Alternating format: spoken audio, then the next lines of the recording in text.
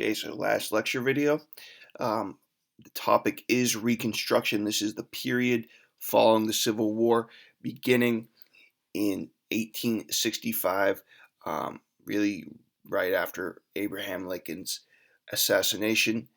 The first step was really the passage of the 13th Amendment, so you could say it began even before that.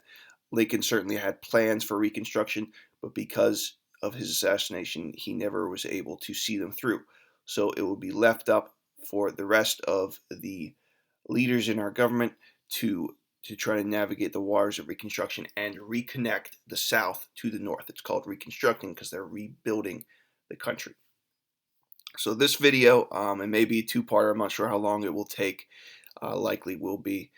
But we are focusing again on the key organizations, people, in other terms, vocabulary really, with this video. So your next assignment after you watch this video is to complete the vocab. The vocab words are right here in bold and underlined.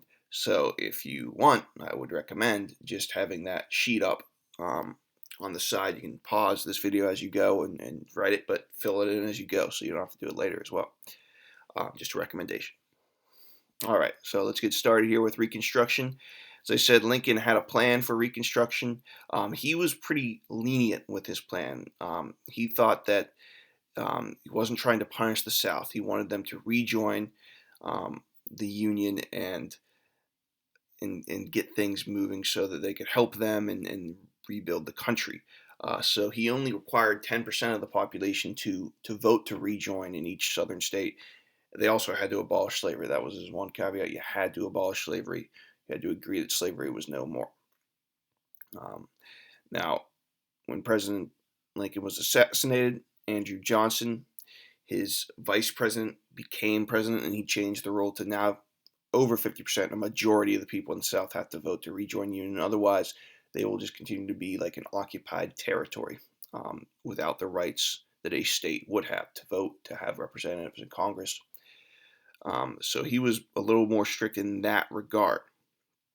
Now, early on, a few things were established to help the Southerners, the free blacks, but also the poor whites recover from this war and from the institution of slavery. And that was the Freedmen's Bureau, created just at the close of the war. It would help people find jobs. It tried to establish a new system of public education for people to learn skills and to learn basic things like that many of the former slaves have been denied their entire lives. So the Freedmen's Bureau is one of the things you're going to read about today after you watch the video and do the vocab.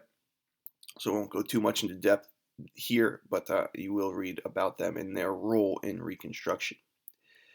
Now, the South and the state governments of the South who had fought for slavery and had always lived their lives this way were not welcoming of the new rights of freedmen, of former slaves. So they imposed something called black codes to weaken the rights of freedmen. They were laws that took away the rights of certain property holding rights, of voting rights of freed black slaves who they still viewed as slaves, even though slavery was now illegal. So there are struggles. Johnson, although he had a little stricter rules for rejoining the Union than Lincoln, was not too strict when it meant imposing these new rules and this new reality of no more slavery and equal rights in the South. That was not happening, and Johnson was not enforcing that.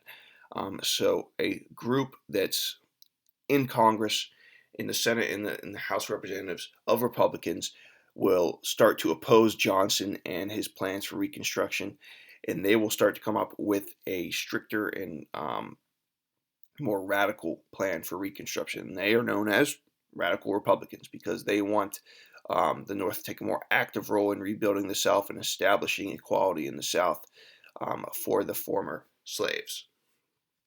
So after a few years of Johnson being in charge, a new era of Reconstruction will begin, and that's radical Reconstructionalism.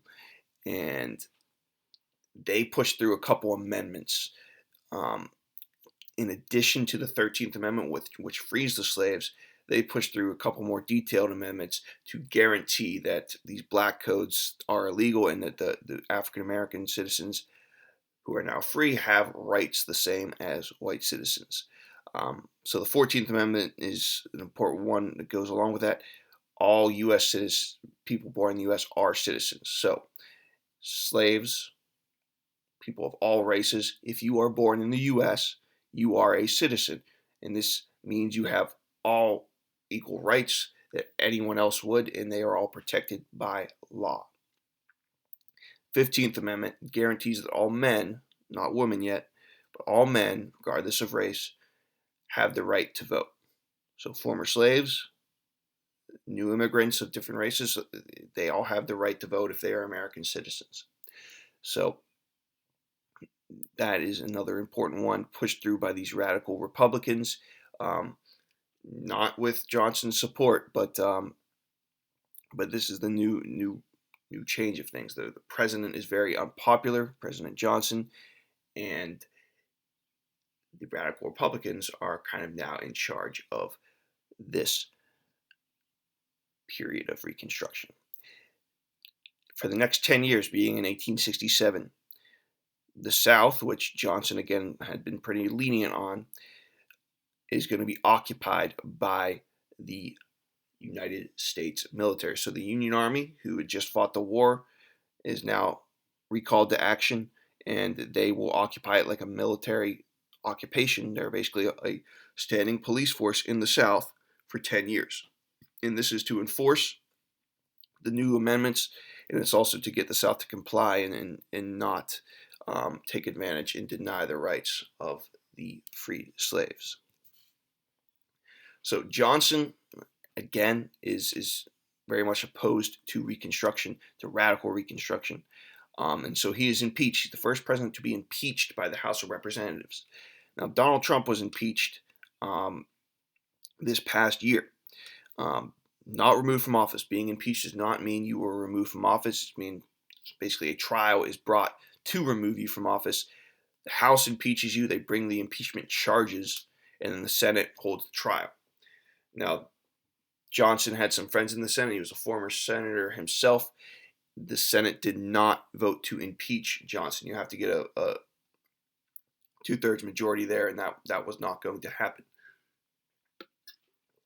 So Johnson was not removed, just like Donald Trump was not removed when he was impeached, just like Bill Clinton, who was impeached in the 90s, was not removed by the Senate then. The difference with this impeachment is it wasn't an opposing party that impeached it. Bill Clinton was impeached by the Republican Party-controlled House of Representatives. Donald Trump was impeached by the Democratic Party-controlled House of Representatives. Johnson was technically a Republican, and he was impeached by Republicans. So it wasn't a partisan issue there. It was an issue of people not agreeing with their own party leader. Although Johnson, to be fair, wasn't really a Republican for very long. He became a Republican during the Civil War. And one of the reasons why he was chosen was because he was a former Democrat and a Southerner, born in Tennessee. So people thought that might help heal the divide. It obviously did not work. Regardless, the Republican Party will drop Johnson from their ticket in 1868. So Johnson serves only one term as president. He's not even one of the options for re-election in 1868. Instead, the Republicans turned to Ulysses S. Grant, the biggest hero of the Civil War for the North, and he wins the election. Now, he has a close one with the Democrats. Some people are not happy with the radical Republicans and their Reconstruction plans, so it's not an easy win for him, but he does pull it off and does win a majority in the Electoral College, even though it's a closer race in the popular vote. Some states, they were not yet readmitted to the Union by this point because they had not ratified the amendments, so That would be the green states down here. They didn't get a vote in this election. And these states are not organized states yet. All right, I'm going to stop this now and do a part 2 video. So stop yourself, go back and make sure you got the vocab for this one, and then click on the second video.